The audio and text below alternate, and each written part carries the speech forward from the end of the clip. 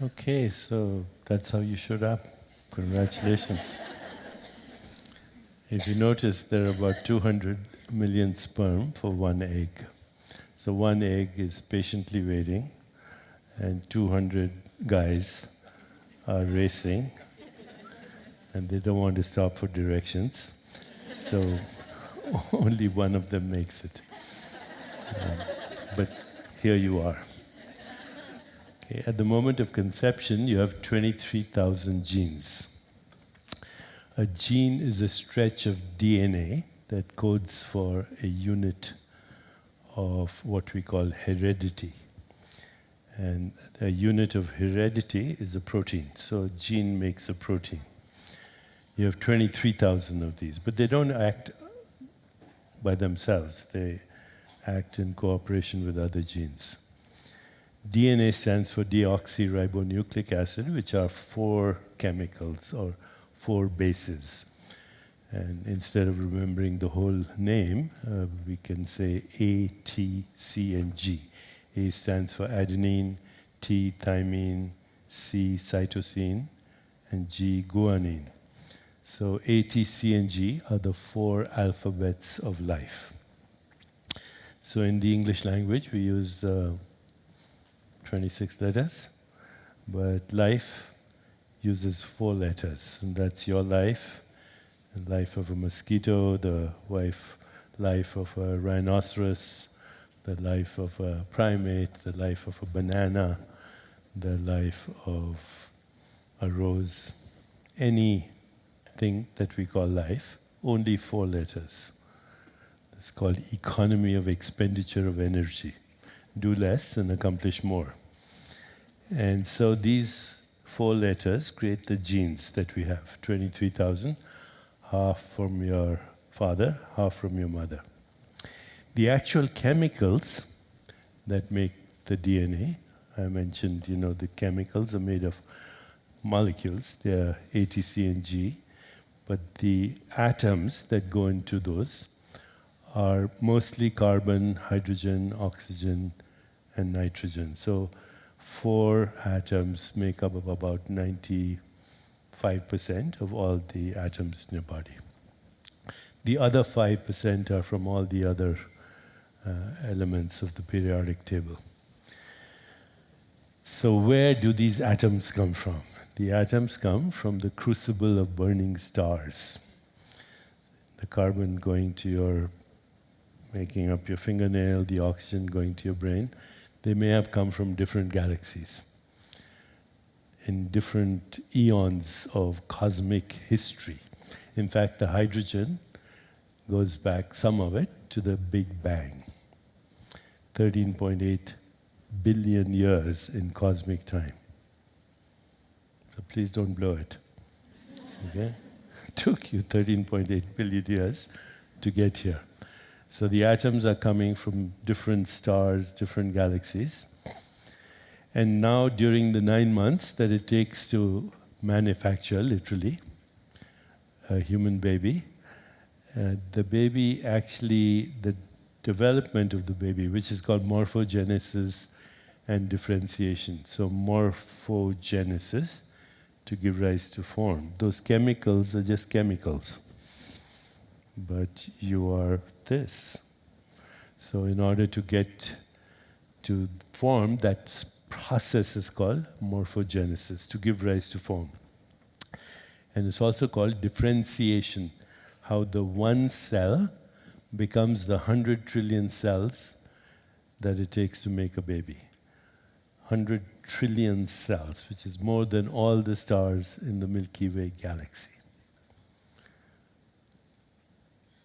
How does that happen? 1 becomes 2, 2 becomes 4, 4 becomes 8. It takes only 50 replications to make all of a baby, because it's exponential, right? 1, 2, 4, 8, etc. So 50 replications and there's a human being. And all this process is happening spontaneously. 1 becoming many. So that one cell, 23,000 genes, becomes eyes, becomes nose, becomes fingernails, becomes hair follicles, becomes skin, liver, kidney, intestine, brain, all from that one cell. And that process is called differentiation. Different lines of its own self. And you have to remember, differentiation is not the same thing as separation. Differentiation is not separation. Okay? So your liver is not separate from your kidney.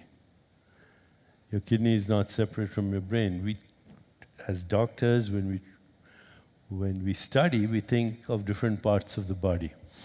But right there is the mistake of the intellect. All our training is based on the mistake of the intellect. Because these different so-called body parts are not different things. They are one activity in a whole biological organism. One activity in your whole body, which is one activity in the whole universe. Okay? So separation is actually misperception. There's no separation. There's only differentiation.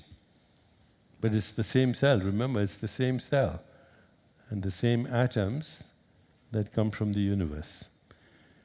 So it's very important to remember that the body doesn't have any parts. Parts are, again, misnomers. It implies that there's something separate from something here. In fact, the whole biological organism and the whole universe is an activity, and it never stops. The activity keeps going on and on and on and on.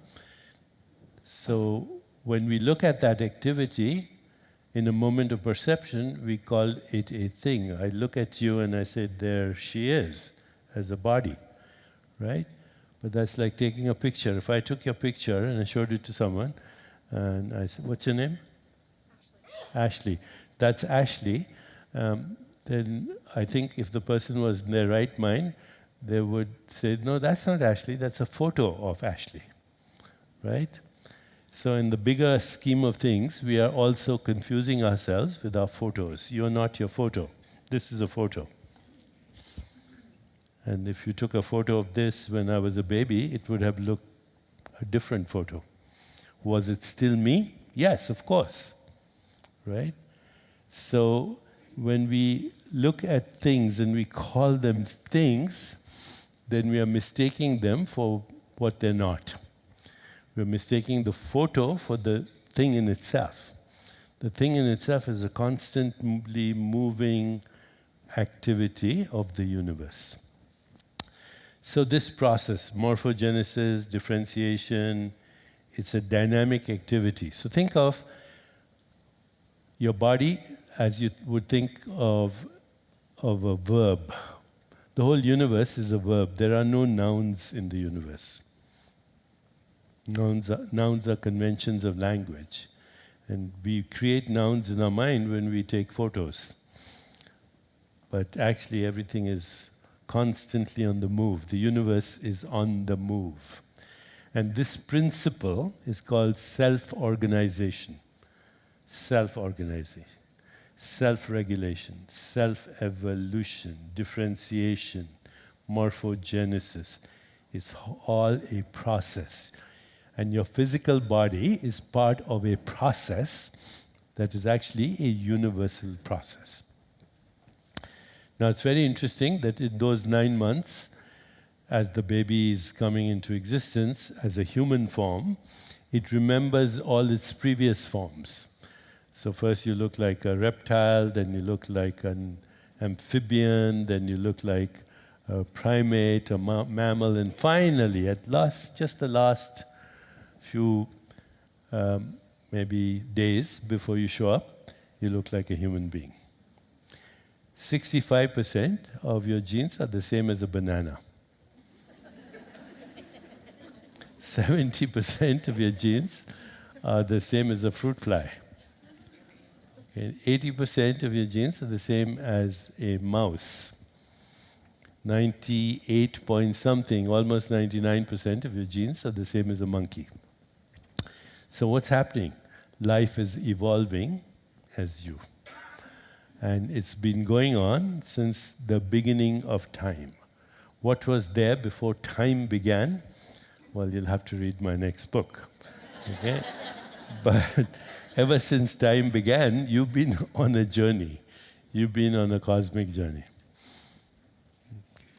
Now, as you come out of the birth canal, as we saw, and provided it's not a cesarean section, then you inhale, which means you breathe in, you're covered by, and you swallow the secretions, the vaginal secretions of your mother. And this implants your body, or I should say a better word would be inoculates your body with the second genome.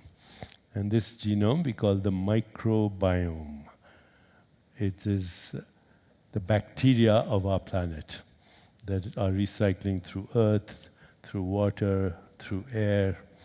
So you have 2.2 million additional genes that you acquire as you come out of the world. Now, even if you were a cesarean section, there would be this inoculation because there's touch and cooing and cuddling and kissing and breathing, all in exchange with your mother, with your parents, with your siblings, and everything that's happening in the environment, contact. So there would be a second inoculation. Anyway, but children who are born with through cesarean sections, these days anyway, if the obstetrician knows what they're doing, they should take the secretions of the mother and make the baby swallow them and inhale them and cover their body and massage them, because your immune system needs those microbiota, as they're called. Technically speaking, you're a few human cells hanging on to a bacterial colony. And if it weren't for these bacteria, you wouldn't be alive. We need the Mother Earth, the big mother, to sustain us. Not once, but all the time. These bacteria are recycling. They have their own genes. There are 150 times more genes to every human gene in your body. Where are they? They're in your gut, in your stomach, in your colon, in all the openings in your body, orifices, and also, of course, skin, fingernails, hair, etc. And they produce their own metabolites, and they crosstalk with the human genome, all with one purpose: to keep you healthy. Okay, all with one purpose, which we call self-regulation or self-organization. So I've used the word self so many times. What is that self that is organizing? Because that self is you. And we say myself, right? I means the self. So self is, for now, we'll use the word consciousness, which is organizing itself. Consciousness, which is organizing itself as the mind, as the body, and ultimately as the experience of the universe. Okay. Now, one thing which I'll get into a little bit: you are not your mind. Your mind is an experience you're having.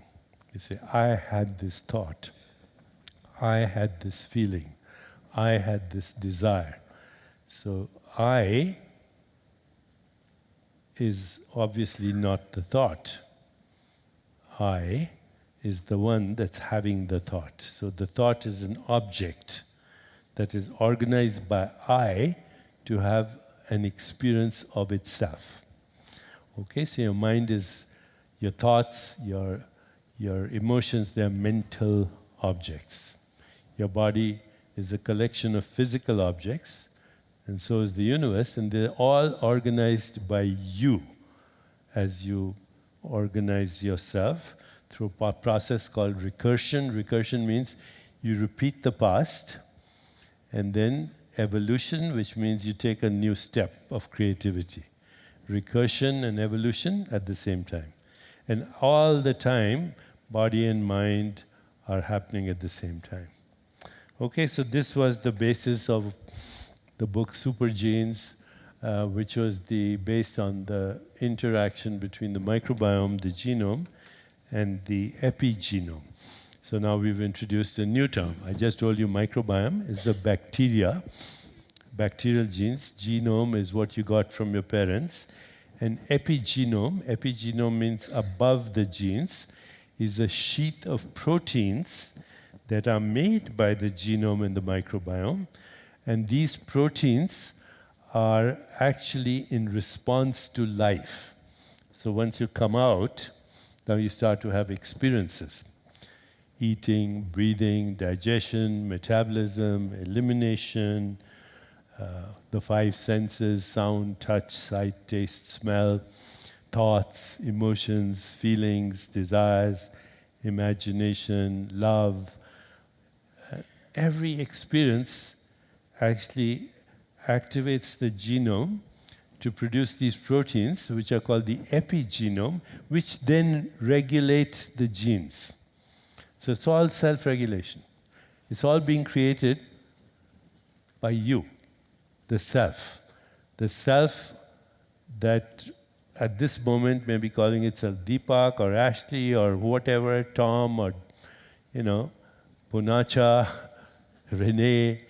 That's just a name. That's just an assumed identity. But what is behind that assumed identity is your innermost being. For lack of a better word, we can call it your core existence, or what many spiritual traditions would call the soul.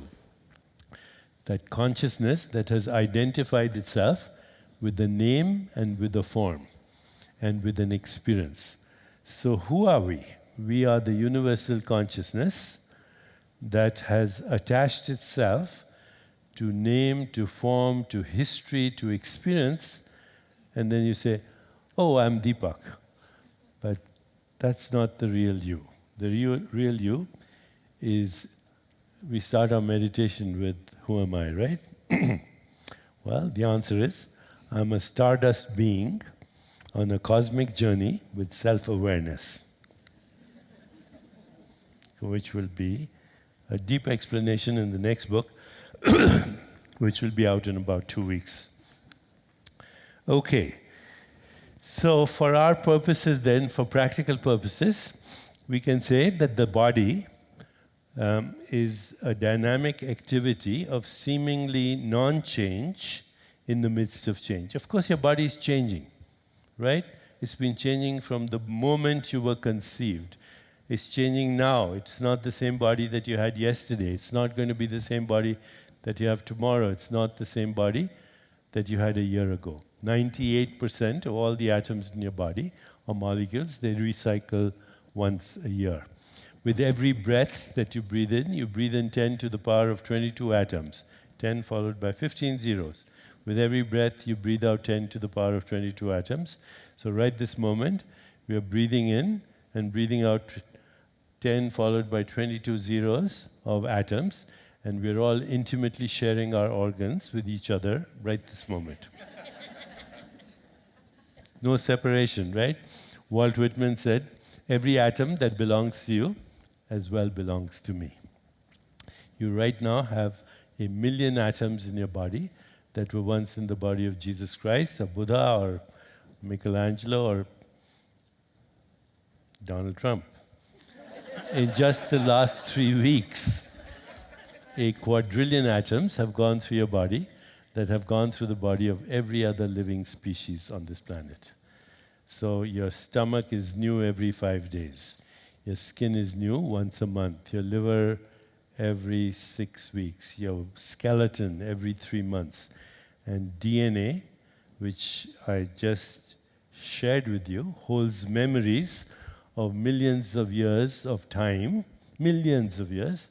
The actual DNA, the carbon, the hydrogen, the oxygen, it comes and goes every 6 weeks like migratory birds. So this is my year 2000, It's already 17 model. And, I came back from New York yesterday with the same suitcase, but not the same body. Okay? You are not your body. It's very important to remember, because there's no such thing as a body. It's an activity of the universe. And that activity is happening in you. But if you think you are your body, then you're in a sense screwed. Why? Because this body will grow old, it'll die, and then you say, what happened? Okay? You are not your body, you are having the experience of something that you call the body, and we'll see how we have that experience. Because in the deeper domains of existence, there's only you. Everything else is your own creation. Your mind is your creation, your body is your creation, and the entire universe is your creation. And so don't be confusing yourself with your body. In any case, that activity is influenced by all these things. Sound, touch, sight, taste, smell, sleeping, being awake, breathing, nutrition, metabolism, environment, nature, universe, thoughts, emotions, memory, desire, imagination, creativity, introspection, intuition, higher consciousness. Remember, all this is one activity. Even though there's a list of activities, it's all one holistic activity. The word holistic, the word health, the word holy are the same word. Healing is the return of the memory of who we are. Wholeness is the return of the memory that is sacred, that is holy, that is the basis of all healing. Okay? And what do? How do we mess it up? We mess it up by saying, oh, I'm so stressed and everything is wrong, and running out of time, and multitasking, and performance anxiety, and all the things that happen when we feel psychologically, emotionally, or physically threatened. So everything from depression to anger to hostility to guilt to shame to having difficulty making decisions to feeling burnt out is because we are interfering with the natural process of evolution. So stress is that which interferes with nature, basically. Stress is that which interferes with the spontaneous manifestation of experience in the physical world that is coming from an invisible domain of existence. And that invisible domain is your spirit, is your soul, is your consciousness, is your awareness. Consciousness, awareness, spirit, soul, they're all the same word. So when we have that, then of course we start escaping through drug, alcohol abuse, we start having eating disorders and disruption in sleep and patterns, and we take it out on other people, we take it out on ourselves, we take it out in our career, and ultimately we end up with what we call dis-ease, which is disease. Okay, everything from skin eruptions, which is minor, to musculoskeletal problems, to aches and pains, to gastrointestinal disorders, to cardiovascular problems, headaches, inflammation, hormone imbalances, immune dysfunction, all this directly or indirectly related to interference with what is totally natural, what's been happening for millions of years. And so these are the 6 things you can do right away to correct the mistakes that we make as a result of mistake of the intellect. I am separate from you, you are separate from me, we are separate from each other, and we are separate from the universe. And we've created these words. We said, this is the environment, this is me. Why is this breath, why is this air not your breath? why is this air right here not your breath? You wouldn't be able to live without it. Why are the trees not your lungs? Because if they didn't breathe, you wouldn't breathe. If you didn't breathe, the trees wouldn't breathe. You know, there are experiments where people put an animal like a mammal, a rabbit or something, or a rat in a vacuum, and it dies. They put a plant in the same vacuum, it dies. They put the plant and the animal together, they both live. Right? Because the plant is breathing in the air that you breathe out as carbon dioxide, and then it breathes out oxygen, and you breathe. So the trees are our lungs. The earth is our body. All those bacteria, they are us. The waters and oceans are our circulation. The air is our breath. And the stars are the fire, the Agni, the metabolism in our own body. It's the metabolic fire of the universe. And this is what Ayurveda also teaches us. Okay? To restore balance, we have to start with the very basic things: sleep, meditation, stress management in all its forms, movement, yoga, breathing properly, mind-body coordination through yoga and breathing and pranayam, healthy emotions like love, compassion, joy, equanimity, healthy nutrition, which means avoiding anything that has chemicals and also is processed, has artificial stuff like antibiotics and hormones and pesticides and inflammatory products, which all cause inflammation in our body, and the disruption of biological rhythms. So we have 4 biological rhythms. As the earth spins on its axis, that's results in a biological rhythm in our body, which is called the circadian rhythm. Okay, so if you have jet lag, that's a disruption in circadian rhythm. I flew from New York last night, 3 hours difference. So it's a little imbalance. But then, are you sitting on these grounding mats? Okay, that's connecting you to the earth. So that would get rid of your circadian rhythm. Okay, anytime you make contact with the earth, on grass, on sand, on the beach, or you are in nature breathing in the beautiful oxygen that's coming out from those trees, or you're looking at a starlit sky, anytime you connect with nature, you're balancing your rhythms. And so circadian rhythms, it's not only the earth is spinning on its axis, the earth is also going around the sun, which brings into our body something called the seasonal rhythm. And especially if you're living in a temperate climate, then you know that you might get a little depressed on a cold winter day, and spring comes and you start falling in love, and birds start singing songs, and everything happens in harmony, right? We are part of the symphony of the universe, and our biology is dancing to it, even though it can't name the tune. So that if you want to name the tune, these are the rhythms: circadian, seasonal, lunar, the cycles of the moon, and tidal, the gravitational effects of the sun and the moon and the stars and the cosmos on the oceans. But we have an ocean inside us, which is 65% of our body is ocean. We once lived in the ocean, and then we stepped out of it and we brought it with us.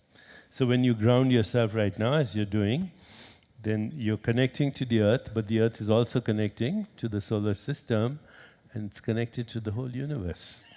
With a simple thing like this, you're beginning to balance your biological rhythms. Okay, so there's a lot of research on this, and we won't have time, but I'll answer your questions later. A lot of research on why sleeping is probably the most efficient way to improve your health. Because during sleep, both in dream state and in deep sleep, you go from your physical body and experiences of the physical world into your subtle body. Subtle body is mind, intellect, and ego, and then you have experiences of that world that we call dreams. And then you go to your ground state, to your soul, when all activity stops. So sleep is a spiritual experience. Don't ruin it with alcohol and drugs or whatever. In fact, you can learn to wake up in sleep in consciousness. So your body is deeply rested, but you're having the experience of yoga in sleep. Yoga means union. Yuj. Union with whom? With your own self. But your own self is also the self of the universe. So during sleep, there's lots of things happening. Your unconscious mind is very active, by the way, in sleep. It is processing all that you learned, getting rid of stress, making connections, enhancing your immunity. There's a lot of unconscious processing that's happening. Sleep solidifies what you learn, helps you think clearly.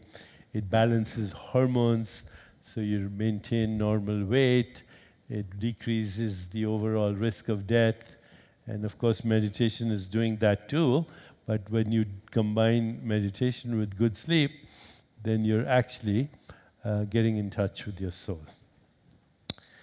So we have been doing some studies now, and I want to show you these studies have been published. These are some of our colleagues, Elizabeth Blackburn and Elissa Appel. Elizabeth is a Nobel laureate. She has a new book called The Telomere Effect. And it shows how meditation actually enhances or lengthens your telomeres, which are like the extensions of your genes, which help you live long. As we grow old, the telomeres decrease, and there's an enzyme that controls them. It's called telomerase. So we've been doing studies with Elizabeth and Rudy Tanzi and all these scientists at different institutions. And what we found, that in 1 week of a retreat here at the center, Seduction of Spirit course, the enzyme telomerase, which is here, it went up by 40%, which means you're actually reversing your age through meditation. Can you do it indefinitely? Keep decreasing it till you disappear into an orgasm? Well, I don't know. But we can decrease how we age. We can slow it down. Okay? And here are the papers that have been published on this, okay? Meditation and a retreat vacation. Not a vacation in a casino, but a vacation like the one you're having, this vacation. It has an impact on disease-associated molecular phenotypes. These are the molecules that are produced by your genes. And this is the original article in a very high-impact journal called Nature Translational Psychiatry. And basically, when we look at these activities, we can predict who's going to fall sick and who's going to get healthy. This is an activity that you see of your genes. They're actually talking to each other. I'm feeling good.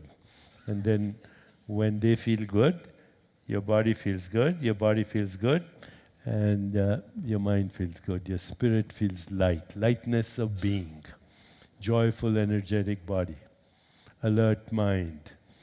All this starts to happen. Love and compassion, all this happens because you're taking care of yourself. Okay, so we won't go into so many details, but here's a chart which shows that all the genes that are responsible for healing or self-regulation, they go up in their activity, some of them 17-fold over baseline, and all the genes that cause disease or not cause disease, but make it more likely for a person to fall sick, they go down. One thing you should know, only 5% of disease-related gene mutations. So mutation is a mistake in a gene. Okay, think if A, T, C, and G are the letters and genes are the words that become the flesh, then a mutation is a typo. Okay, it's a spelling mistake. Then the wrong protein is produced, and that can cause disease. But only 5% of these mistakes are fully penetrant, which means that the mutation guarantees the disease.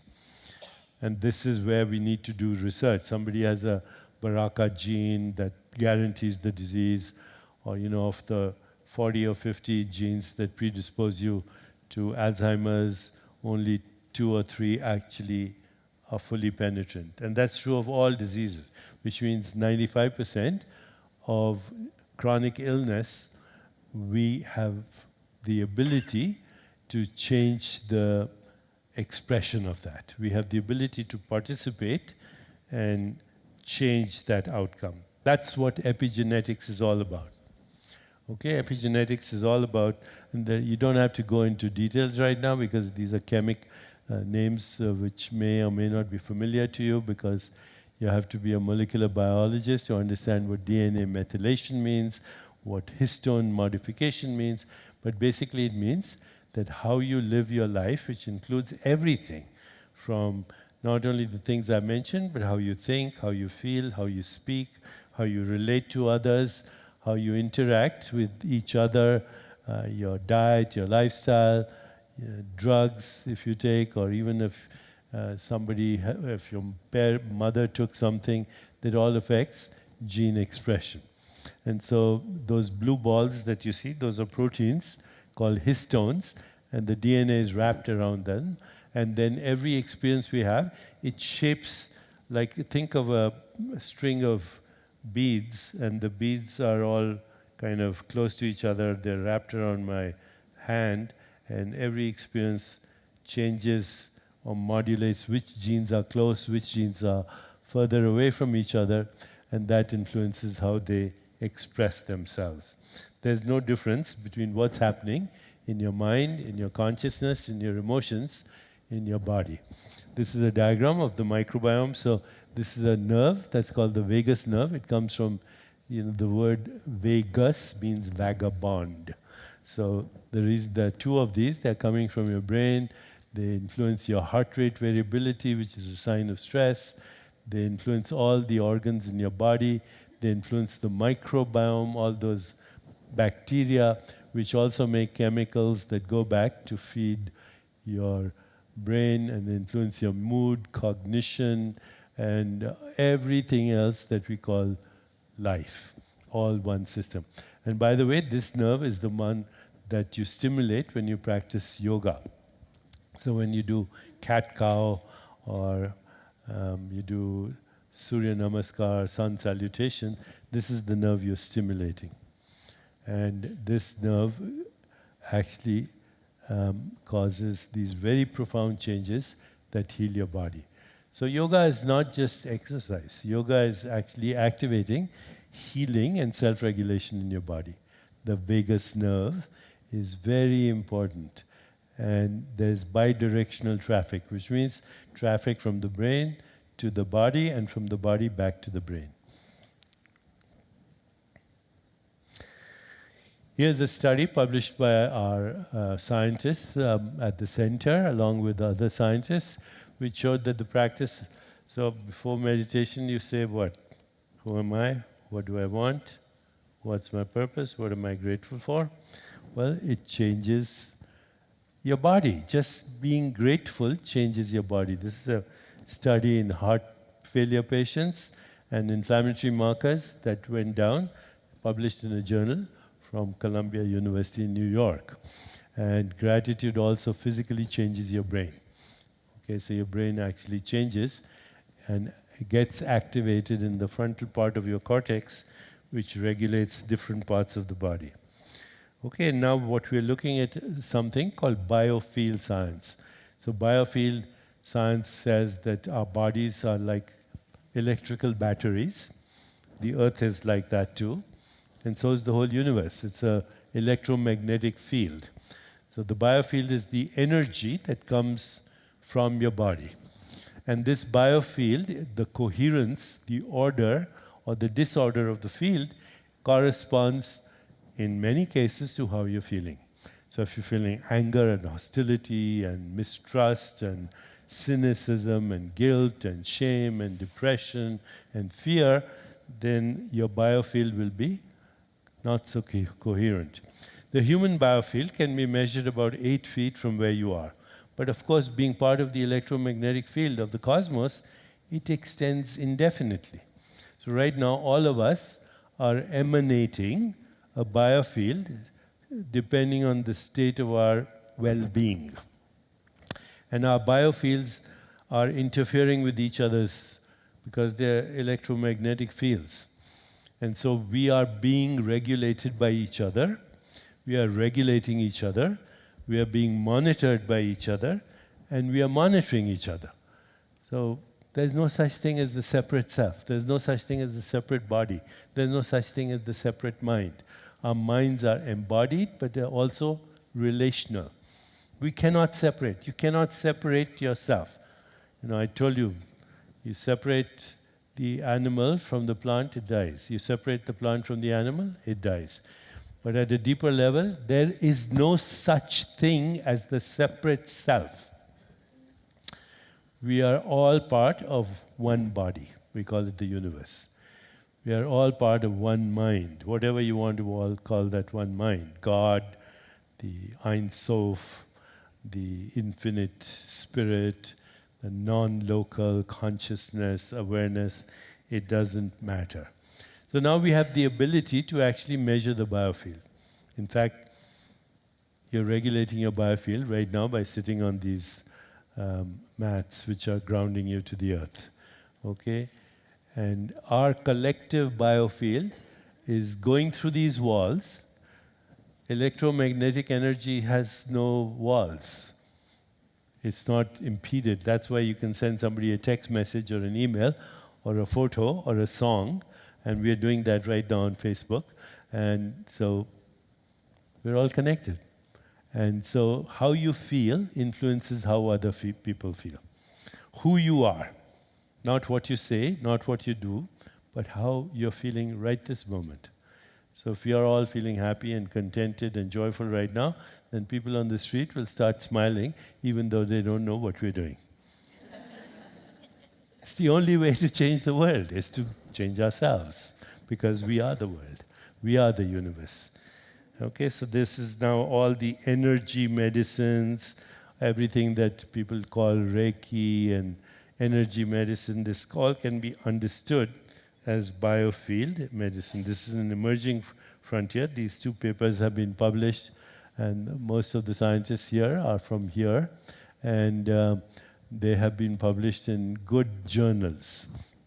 Okay, we can also measure the biofield indirectly through brain waves and heart waves, and this is a study we did right here at the center in collaboration with Scripps, where we were able to show that within seconds of meditation, your brain and your heart move into a healthy direction. Okay, and these studies again are published in good journals like Frontiers in Human Neuroscience, and you'll see Sheila's there, and I'm there, and all our colleagues are there collaborating, and these studies have documented what wasn't possible to document before. This is a report in New Scientist from somebody else's study, which says human thoughts to switch on genes. But basically it's a little misleading, because what happened is, in this particular study, people had what they call a wireless powered optogenic designer cell implant, which that means they took the cells of a mouse, put them in a test tube, then had a group of people meditate in the lab, and the genes of the mouse changed their expression. It's a little misleading, okay? Mind control. It's not mind controlled, it's consciousness controlled, because the mind is quietening down in meditation. And genes, of course, I said, you know, if 80% of your genes are the same as a mouse, then what happens in you should influence the mouse, and it is, whether the mouse knows it or not. You know, the mouse doesn't have these concepts that you and I have. Just like the dog in the White House, what was his name, Bo, didn't know that Obama was the president, right? Or it was the Oval Office. But how does the dog respond to the president? The way the president treats the dog. Simple. And we don't even know what the inner experience is. So we have personal consciousness, we have transpersonal consciousness, we have collective consciousness, We have trans-species consciousness, which means our consciousness, we share it with other species, other life forms. And ultimately, we're all expressions of one consciousness. Okay? So at the highest level, that would be love as the ultimate truth at the heart of the universe. Ultimate truth at the heart of the universe. And now a scientific basis to show that. So what are these higher states of consciousness? Well, you're beginning to experience them. Transcendence, as in meditation. Peak experiences, joy, flow experiences, feeling one with each other, feeling one with the universe. Activating our intuition. Intuition is a form of intelligence that is holistic, that is nurturing, that does not have a win-lose orientation, that goes beyond cause-effect, that then takes leaps of creativity and ultimately touches the collective inheritance of our spiritual cultures. So all religions are founded on the basis of higher consciousness, of transcendence, going beyond thought, experiencing oneness, going out of the circle of time. You know, Rumi has a beautiful poem. He says, come out of the circle of time into the circle of love. Time is created the moment we separate. Time is basically the ego's mind. That's why the more stressed you are, you say, I'm running out of time. And then you start running out of it because your biological clock speeds up, heart rate goes up, rhythms get disrupted, platelets get jittery, hormones get distorted, inflammation in the body, have a heart attack, run out of time. Okay? When time actually doesn't even exist. It's just a way of measuring experience. Okay, but in our awareness is not in time. Our experiences are in time. Thought is in time. Emotions are in time. The experience of the body is in time. The experience of the world is in time. But who we are is not in time. So in all the great religious traditions, what they call the religious experience is called transcendence, higher consciousness, sacred response. The second experience is the emergence of values that comes from that experience, not as rules and regulations like 10 Commandments, but as natural outcomes of the experience of oneness, truth, goodness, beauty, harmony, evolution, connection, love, compassion, joy, equanimity. So that's the second aspect of the religious experience. And the third aspect of the religious experience is the loss of the fear of death. Because death happens to an experience, it doesn't happen to you. Death happens to a thought. In every moment, death is happening to thoughts, right? You had the thoughts this morning, they're dead. Unless you're, what is it called, OCD, okay? Then you recycle them. But otherwise, thoughts are born in every moment of time. What about emotions? They're also born in every moment of time. What about perceptions? They're also born and die every moment of time. You know, you are perceiving me giving this lecture, but when I came at 9:30, that was a different me, right? So that guy is dead. This is new. In every moment, we have experience that is born and that is dying as soon as it is born. The first part of my sentence dies by the time I complete the sentence. So every experience is being born, dying all the time. Right? Do you agree? Thoughts, feelings, emotions, perceptions, sound, taste, smell, touch, everything that we call experience is just like a on-off phenomenon. So birth and death are happening all the time. And you say, what about the present? Well, you can't catch the present. Can you? Can you catch the present? You can't, because as soon as you try to catch it, it's over. Right?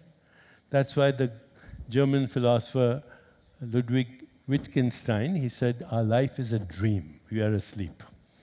But once in a while, we wake up enough to know that we are dreaming. So you're here, you thought for the weekend, but actually you're here to wake up. Try this now. As you're listening to me, just turn your attention to who's listening.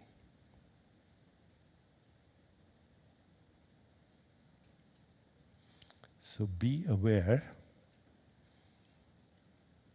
of the listener.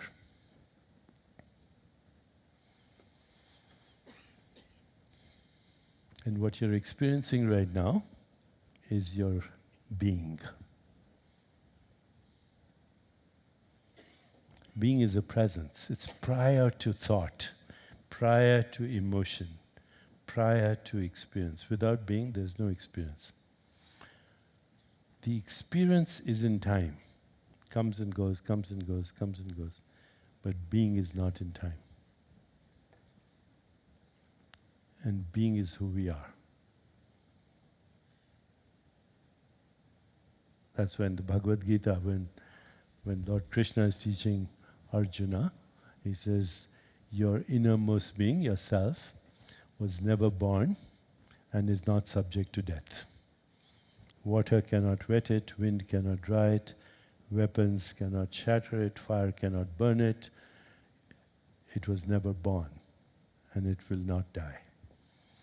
Okay, what dies is born as experience. Mental experiences, emotional experiences, perceptual experiences, which are actually fluctuations of our own self.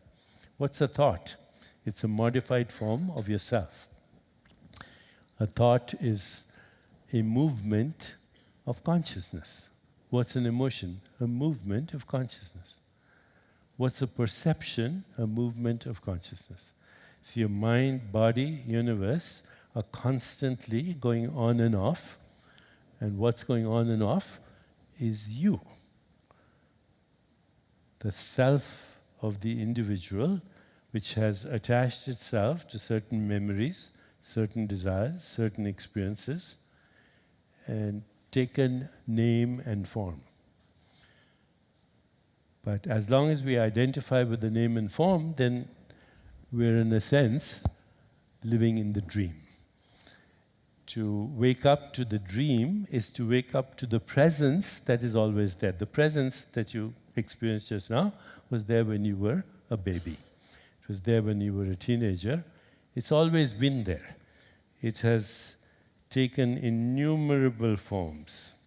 This is another study that we've been doing here with Perfect Health Program, with some of the things that you're doing. You know, when we look after ourselves, when you get a healthy massage, when you meditate, practice yoga, go on a good diet, engage in healthy emotions, then these are like literally trillions of things that we can measure. They're called, this is the science of metabolomics. So all the metabolites, all the proteins, all the inflammatory markers, gut microbiome, it would take a shipload just to measure, house this data. If, let's say, every bit of data was in the form of a penny, it would take a lot of containers to capture this data. But we have this published now, and it shows that you're transforming your body with just the simple practices that I spoke to you about. These are some studies we're planning now, right now on breast cancer, well-being surveys, microbiome studies, studies with yoga, pranayam, with movement, with some of these studies already show the different asanas. Asana, the word asana means seat of awareness, consciousness. So different asanas have different self-regulatory mechanisms, and for physical and psychological well-being, our emotions have very specific effects on these chemicals in our body, opiates, dopamine, serotonin, Emotions act as immunomodulators, which means they modulate the activity of the immune system. And of course, nutrition, nourishment is very important. The closer our food comes from the energy of the sun, the healthier it is, because the sun and the light of the sun is what gave us nourishment in the first place. Plants eat photons, and then we eat the plants. We are also eating the energy of the cosmos. And the more colorful your food, all these Ayurvedic herbs are basically have high color, lots of taste, and they regulate the activity of our genome. So these are well-known herbs that people know about, Gugulu and Triphala and others. These are some very common things that can be found in any kitchen. But you see, they all have color, they all have taste, and they all have different tastes, the tastes of life. Sweet, sour, salt, bitter, pungent, astringent, the 7 colors of the rainbow, and then you are getting in touch with nature. Now, we've just begun studies on this process, earthing or grounding. And so when you're in direct contact with the earth, your body becomes suffused with negative ions that come from your body. And these are electrons that equalize or get rid of the free radicals. They neutralize the free radicals that build up in our body as a result of stress. So you see, this is inflammation, this is healing through earthing, through grounding. By the way, do you feel any different sitting on these mats? Some do, some don't. But of course, it all's subtle. But this is what's happening when we are connecting to the earth. So these are some of the things that happen when you connect with Mother Earth. Reduce inflammation, reduce pain, better sleep, increasing energy, normalizing hormones, biological rhythms, improve blood pressure, improve muscle tension, on and on and on. Each of these has a pill tube. Next time you watch television, you'll see there's a pill for each of these, and they say, ask your doctor. But be warned, it could give you sexual impotence, it could kill you. And there's nice music in the background. And just, now please ask your doctor. Trillions of dollars. When all you have to do is go back to your source. Okay. So this is our healing system. Our consciousness is guiding our biology through the brain. And the brain is, of course, not who we are. Is the brain creating the mind? Is the mind creating the brain? If you ask materialists, what's the mind? They say it's what the brain does. If you ask psychologists, what's the brain? They say it's what the mind does. So is the mind doing the brain? Is the brain doing the mind? Are they doing each other? What the heck is going on?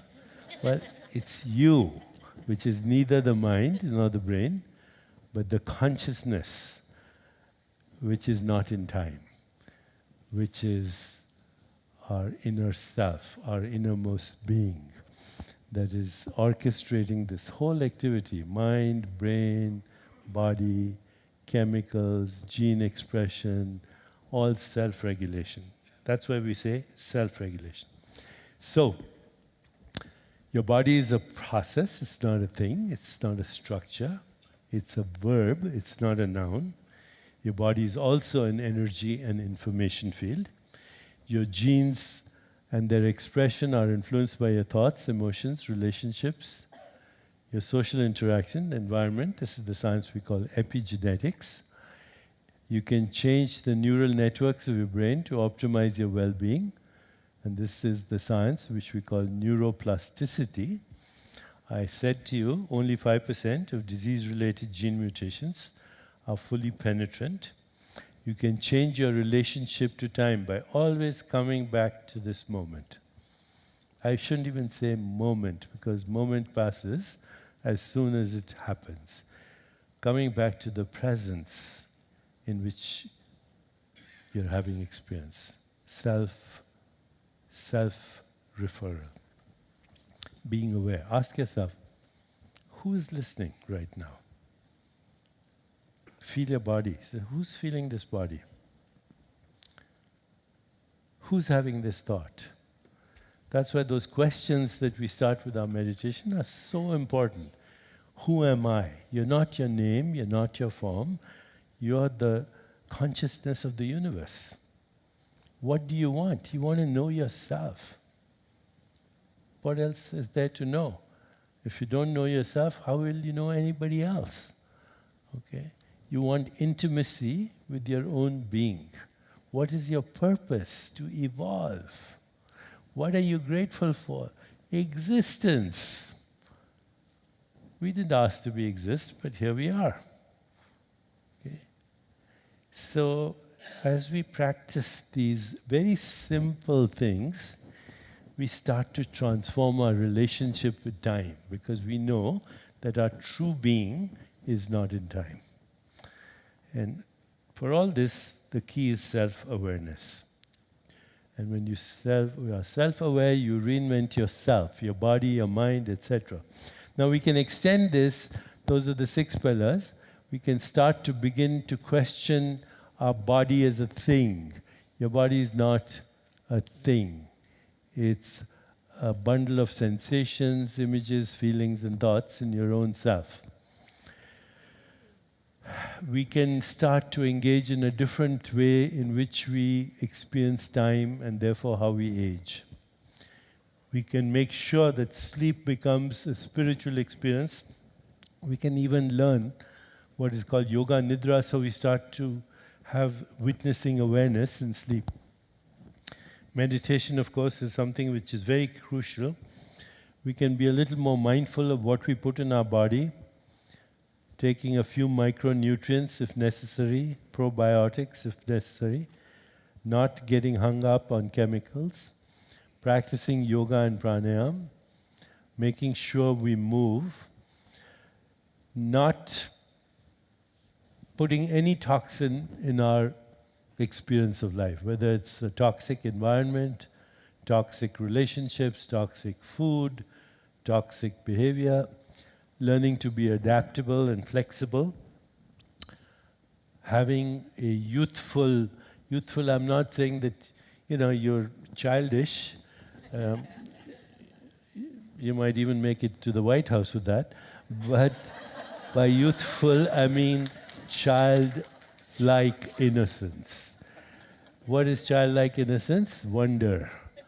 It's the capacity to wonder, the capacity to be curious, the capacity to have an open mind. Children are innocent because they're still full of possibilities. To live with possibility, to live with a sense of adventure and joy. If you're not enjoying your life right now, you think you're going to enjoy it when you make a lot of money, or do this, or get this job. Well, if you're not present for your life right now, you won't be present when you arrive. You have to be present now to get the full flavor of experience. That is a childlike mind. And of course then, the experience of love, not just as a sentiment, not just as an emotion, but love as the ultimate truth at the heart of the universe. Okay, so in the last few minutes, what I want to do is talk about the fact that with all this, human beings still suffer. Because human beings, unlike other animals, don't think about the past. Do think about the past. They are burdened by the past, and they fear the future. If you kick a dog, the dog also has memory, and if you meet the dog 5 years later, it might attack you. But unlike a human being, the dog won't plan for 5 years how to get even. Okay? All our problems are because of the past and the memories that we hold on to. So the great teachers of Vedanta say, I use memories, but I do not allow memories to use me. If you allow yourself to be victimized by the past, then you will suffer.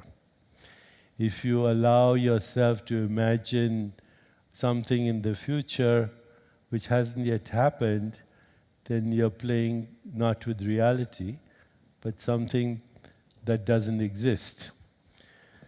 So human suffering comes from what in the Vedanta are called the 5 kleshas. Kleshas is a Sanskrit word for human suffering. Not knowing the true nature of fundamental reality. There's perceptual reality, this world. Okay, this is a perception, a perceptual experience. You say this world is what there is. Well, this world that you are having the experience of is a human experience. This world looks totally different, I imagine, to an insect with 100 eyes, to a bat that experiences the world through the echo of ultrasound, through a chameleon whose experience of the world is through 2 different axes. Their eyeballs move in such a way that you can't even remotely imagine what this room would look like to a chameleon. Our perceptual experience is shaped by what is called the conditioned mind, the fragmented mind. So if you take a group of kittens, you put them in a room that has only horizontal stripes, then it'll only see a horizontal world. If you take the same group of kittens, you put them in a room that has vertical stripes, it'll see a vertical world. Is the world horizontal? Is the world vertical? Well, for those little kittens, it is. And their neurons are shaped by their experiences. And so this is happening to us too. You're born, you're given a name. So this, you're Deepak, you're Indian, you're born to this family, this tribe, if you will, this nation, this religion, and you're screwed. For the rest of your life, you're defending an identity which is given to you, right? Your name and your form, everything a label, a judgment, an evaluation. What are you before that? What you are before that is infinite possibilities, infinite potential. But then, having assumed the fragmented mind, then we grasp and hold on to what? To experiences that don't last even a second. This idea that there's continuity of experience is another illusion. And why is the idea that there's continuity of an experience an illusion? Because of memory, memory of the past. So memory of the past reinforces that there's continuity. In fact, the world is new in every moment. You know, in the Shiva Sutras, Lord Shiva says, step out of this river of memory and conditioning and see the world as if for the first time. The fear of impermanence, the impermanence of experience, identification with a false, constricted, habitual self, which is the ego, and the fear of death. These are the 5 causes of suffering. And these all come from telling ourselves a story which is based on a false understanding of who we are. We think we are the body-mind. The body-mind is an object of experience. Okay, when I say to you, where are you? Where are you right now? I'm here at the Chopra Center. So, normally, you know, we all think, when you say, what's the most common word we use?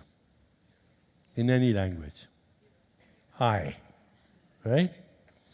So, when I ask you, where are you? You say, I'm here. Let me ask you, where are you? Please raise your hands. Okay, so our assumption is, I'm here, and Deepak is there. Now, this is a big hallucination. If you go inside your body, there's no I to be found.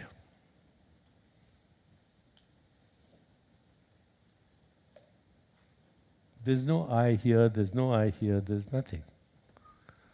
So either I doesn't exist, which would be kind of silly because we use I all the time. I went to the movies, I went to Chinese food, or whatever. I don't like the taste of strawberries, or I do like, I'm in love. It's the most common word we use. So I could not be a hallucination, but I cannot be found. So I must not have a form. I is the one that is experiencing form. I is experiencing thoughts. I is experiencing this body. I is experiencing the world. And I is not in time. Tagore, the great Indian poet, he said, in this playhouse of infinite forms, I caught sight of that which was formless. And so my life was blessed. Your true essence is spirit, which has no form. And you know, when in religious or spiritual traditions, people say faith, it's not belief. Belief is a cover-up for insecurity. If I told you, do you believe in electricity? You would say, what do you mean? Here it is. Do you believe in gravity? I'm standing on the earth. Do you believe in yourself?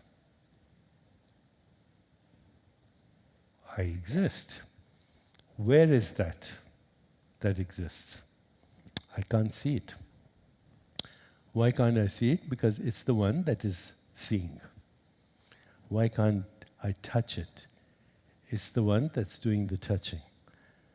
There's no experience that you can have without I. If you say, lift your hand, boom, right? I is the source of intention. I is the source of reflection. I is the source of every experience, whether it's physical, mental, perceptual. Without I, there is no experience. And I is eternal. I is being. If we know who I is, then we have actually solved everything. So all our problems come from not knowing who we are. And who we are is the infinite being having a finite experience.